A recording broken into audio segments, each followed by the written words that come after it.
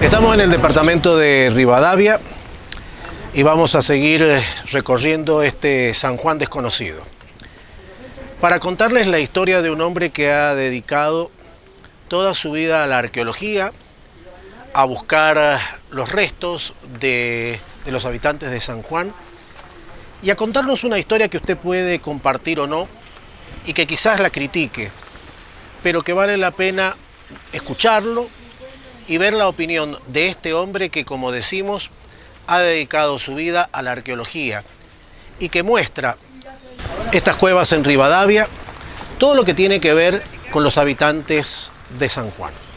Pero vamos a ir un poco más allá, porque vamos a hablar de la presencia de seres de otros planetas que visitaron la provincia de San Juan. Se va a sorprender. No se trata de las historias de Fabio Serpa, ni tampoco de Expedientes Secretos X.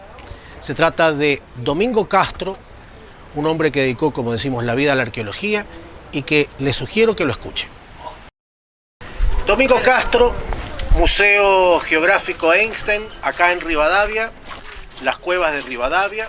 ¿Cuántos años tiene este museo? En este lugar, 22 años. 22 años. ¿Y antes? Algunos años más en la Gran Cava, un poquito más abajo. ¿Y antes? Un poco más atrás, ya en Capital. ¿En total casi 50 años? No, mucho menos.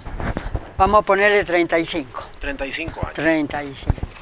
¿Y cómo lo definimos a Domingo Castro? ¿Como un buscador, como un arqueólogo aficionado, como un amante de San Juan y de su naturaleza? ¿Cómo lo definimos? Naturalista viajero.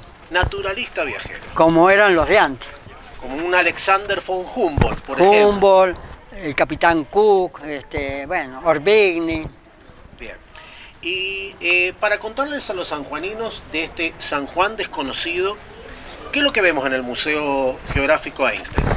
De todo un poco, siempre teniendo en cuenta cronología sistemática, reino mineral, vegetal, animal, la parte indígena, todo hasta la actualidad, pero todo lo que es prehistoria, generalmente.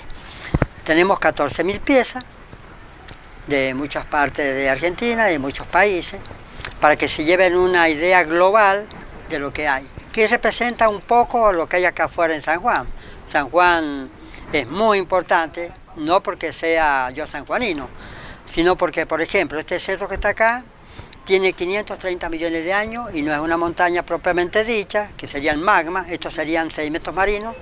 Cuando apareció la vida macroscópica en el planeta fue en esta época. Y estas cuevas en su momento se hizo en la época de la gobernación de Cantón. De la gobernación de Cantón. Hay una leyenda de que dice que vinieron yugoslavos a hacer esta cueva. Sí, unos dicen que sí, otros que no, pero el 99% dice que sí. Llegó entre ellos un obrero camuflado porque lo querían borrar en Europa por las ideas políticas, que fue luego el mariscal Tito, que fue presidente de Yugoslavia. Estuvo acá. 11 ¿El mariscal Tito estuvo en San Juan? Estuvo acá. ¿Qué pruebas hay de eso? Bueno, han salido un libro acá en la facultad donde menciona que él, cuando él había llegado, y hay otra anécdota. Por ejemplo, cuando Cantoni termina su mandato de gobernador, siempre fue embajador plenipotenciario en Rusia, y cuando él llega a Rusia dice que lo mandaron a llamar de Yugoslavia y él no sabía quién era, y que le dice el que lo manda a llamar, gobernador Cantoni, ¿no se acuerda de mí? Soy su obrero. Era el mariscal Tito ya transformado. Ya militar, cuando vino acá era obrero, ya era joven. Era joven, vino con el hermano. Lo que no se sabe mucho es del hermano, porque vino con el hermano. El hermano se quedó viviendo en Santa Fe, está enterrado allá.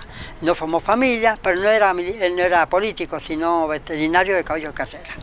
Así que tenemos el hermano del mariscal Tito enterrado en Argentina. Una historia casi increíble. El mariscal Tito acá en Rivadavia y bueno, que la historia, según Domingo Castro, lo apoya. Lo apoya, y hay un libro escrito acá en la facultad donde dice San Juan hace tiempo y acá cerca o algo así, ¿no? Es el nombre del libro que sale en la historia del mariscal Tito. Pero lo que más le apasiona a Domingo Castro, y esta es la historia que yo quiero que ustedes la traten con todo el respeto de las personas con canas, de las personas que dedicaron su vida a buscar fósiles, a buscar restos de nuestros antepasados, y es la historia de la visita de supuestos seres extraterrestres con contacto con los huarpes, con los indios. ¿Qué testimonios tenemos de eso? Bueno, eso empieza en la época colonial, cuando llegan los jesuitas. Los jesuitas, lo primero que llegan, antes que llegar los colonizadores, llegan ellos evangelizando. ¿Año? Cruzaron, han estado acá unos años, 10 años antes que llegue Juan Jufré. O sea, Juan Jufré cuando vino, ya habían estado 10 años atrás los españoles acá. Los jesuitas. Y los jesuitas.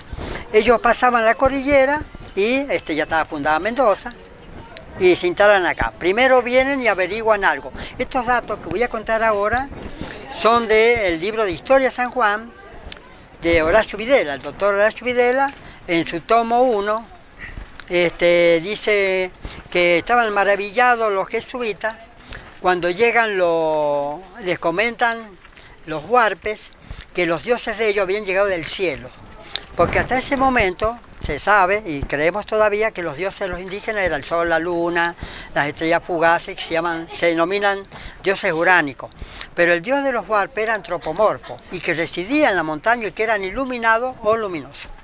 Eso sale en el libro Horacio Videla. Y dice Horacio Videla, como entreviendo algo, dice, y pensar que a esto no le pasaron la debida importancia. O sea que ya Horacio Videla toma testimonio seguramente de otros libros. De los libros que son 6, que se han escrito sobre la historia de San Juan, que está todo en Chile. En Chile están todos los manuscritos de todos los jesuitas. Y ahí sale... ¿Por qué en Chile? Porque nosotros, esto era chileno, dependíamos de Chile, no claro, era argentino. Claro. Lo que pasa es que ellos iban y venían y decían, cruzar esa gran cordillera nevada, tanto esfuerzo y el caserío que hemos hecho no ha progresado, no nos interesa.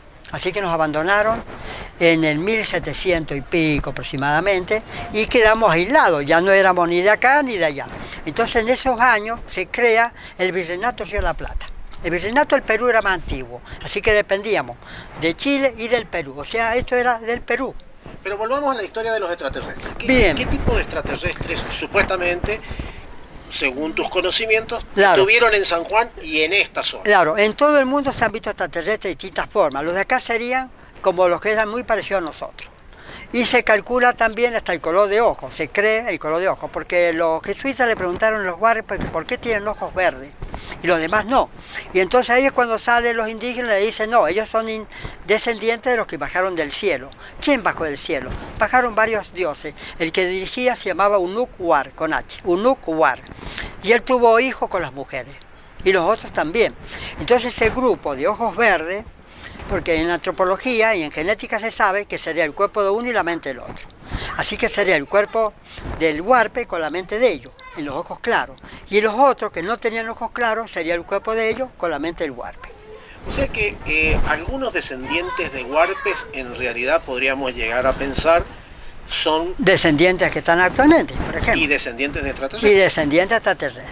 Es como si dijéramos nosotros que somos sanjuaninos, tampoco es verdad, porque somos hijos de inmigrantes. Ahora, ¿y por qué esta historia no la han continuado arqueólogos, antropólogos, estudiosos? Claro, porque las materias de ellos, en las disciplinas que ellos estudian, que están limitadas de acá hasta acá, corresponde esto a exobiología y acá no hay exobiólogos, pero sí lo hay en la NASA. Y ahí es cuando se interesa y aparece acá Suki Cópito, jefe en Pasadena, que has tenido oportunidad de conocerlo también, porque él se había enterado de muchas cosas, porque tenía un hermano en San Juan. Así que él vino, y acá en el museo, por coincidencia, el tema que estamos hablando, tenemos un petroglifo donde sale una figura antropomorfa con adorno cefálico que parece una escafandra y antena. Hablemos de esa figura mientras vamos a estar viendo imágenes, donde es una piedra que la encuentras ¿en dónde? ¿En qué parte? En Sonda, acá, antes de llegar al Cerro Blanco, acá a la izquierda. Ahí encontramos... ¿Ibas caminando? Íbamos caminando y andamos explorando. Son muchos, en ese momento hemos viajado 60 personas en total, ¿no? Hay un pequeño grupo... ¿Año, más o menos? No recuerdo, hace varios años, muchos años atrás, no me recuerdo. Pero está documentado, eso lo he publicado en libros y todo, el número de viajes corresponde, porque se enumeran los viajes. Llevamos 250. Bueno, ibas caminando y de repente... y habíamos encontrado cerámicas indígenas, y ahí seguimos mirando y encontramos un sitio ceremonial con dibujos alineados, geométricos. O sea, en arqueología se denominan geoglifos, que significa escritura en glifo en tierra. Y los petroglifos son dibujos en piedra, los grabados. Estos están hechos con piedra lineal. Y ahí habían los dibujos, y estaba en el centro del dibujo, había dos rectángulos, uno de 9 metros y uno de 11, y habían 3 dibujos. Uno que salían como 3 figuritas diseñadas, y después salía el hombre este. Y cuando viene Zucchi Cospito, el jefe en Pasadena, él tenía 3 doctorados, le pregunté que por qué él piensa que esto es extraterrestre, y me dijo, es muy simple. Dice, nadie puede dibujar lo que no ha visto. Así que los indígenas han visto a ese hombre con escafandra y antena. Ahora, esta piedra, si nosotros la giramos, la mostramos y demás, tiene 2 interpretaciones. Todas interpretaciones, pero en ambas tiene algo curioso. Tiene adorno cefálico en la cabeza, en los 2 casos. ¿Qué le parece, Domingo, si vemos en instantes, acá en Huellas del Hombre, esta figura que para algunos es un extraterrestre, para otros un es hechicero, un hechicero en el momento. Usted va a ir tomando su propia opinión acerca de esto. Bueno. Y aparte de esa figura, ¿qué más encontraste? Ya vamos a ir a las imágenes. ¿Qué más encontraste? Bueno, apareció un cráneo. El famoso cráneo negro. El famoso cráneo negro. Que no es negro, sino... No, es el tiempo que ha pasado, seguramente. Y eso está guardado. Lo que pasa es que aunque nosotros digamos que es tal cosa, por una ley dicotómica universal, que no solamente trabaja en la parte orgánica e inorgánica, sino está en la filosofía, ese es el tema como Dios, que es algo más importante, y allá te doy creyente. Así que no hay manera en un congreso que se hiciera de exobiología o de ovnilogía decir tajadamente esto es tal cosa. No. Incluso estamos hablando de la NASA, decían que es el lugar más importante a nivel mundo del tema ovni, porque tienen Área 51, Museo Smithsoniano, y ellos dicen no tenemos nada, así que analicemos qué pasaría con lo nuestro. Sería nada más que una galaxia en el universo.